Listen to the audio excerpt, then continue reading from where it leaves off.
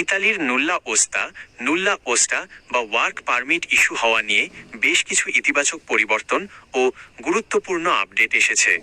বিভিন্ন কমিউন বা শহরের প্রিফেকতুরা ও প্রিফেকচার অফিস থেকে নতুন করে নুল্লা ওস্তা ইস্যু ও প্রসেসিং ত্বরান্বিত হওয়ার সংবাদ পাওয়া যাচ্ছে।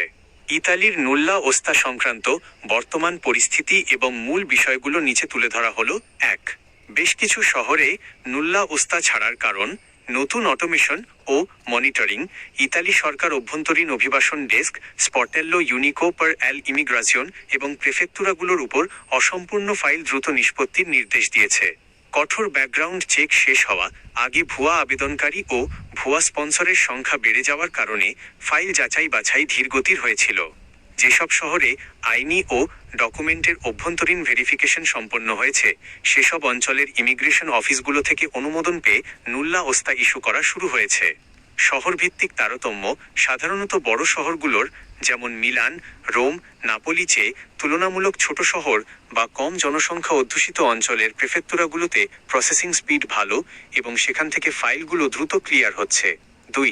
2026 ডিক্রেটো ফ্লাসি ও নতুন নিয়ম। ইতালি সরকারের 2026-2028 সালের 3 বছর মেয়াদী নতুন কোটা এবং ডিক্রেটো ফ্লুসির আওতায় প্রসেসিং পদ্ধতিতে কিছু ইতিবাচক পরিবর্তন আনা হয়েছে।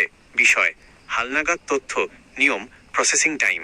ফাইল জমা দেওয়ার পর স্বরাষ্ট্র মন্ত্রণালয়ের লক্ষ্যমাত্রা ধরা হয়েছে 30 দিনের মধ্যে প্রসেস করা। অঞ্চলভেদে সময় কিছুটা বাড়তে পারে। নুল্লা ওস্তার মেয়াদ: ইস্যু হওয়ার পর নুল্লা ওস্তার বৈধতার মেয়াদ 12 মাস রাখা হয়েছে। কফিলের তথ্য যাচাই: আবেদন অনুমোদনের পর কফিল নিয়োগকর্তাকে 7 দিনের মধ্যে নিশ্চিতকরণ জমা দিতে হয়।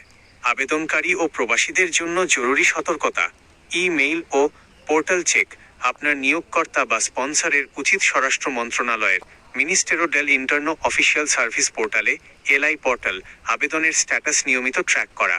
ভুয়া নুল্লা ওস্তা থেকে সাবধান: বর্তমানে বাজার জুড়ে ভুয়া নুল্লা ওস্তার স্ক্যাম বা জাল নথি দেওয়ার প্রবণতা লক্ষ্য করা যাচ্ছে।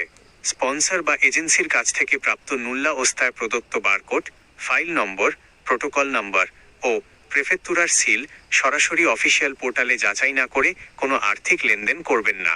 ভিএফএস গ্লোবাল আপডেট: ঢাকায় ইতালি দূতাবাসের নতুন নিয়ম অনুযায়ী কফিল মালিকের নাম ও নুল্লা ওস্তার বিবরণ নিখুঁতভাবে মিলিয়ে তবেই অ্যাপয়েন্টমেন্ট বুক করতে হবে।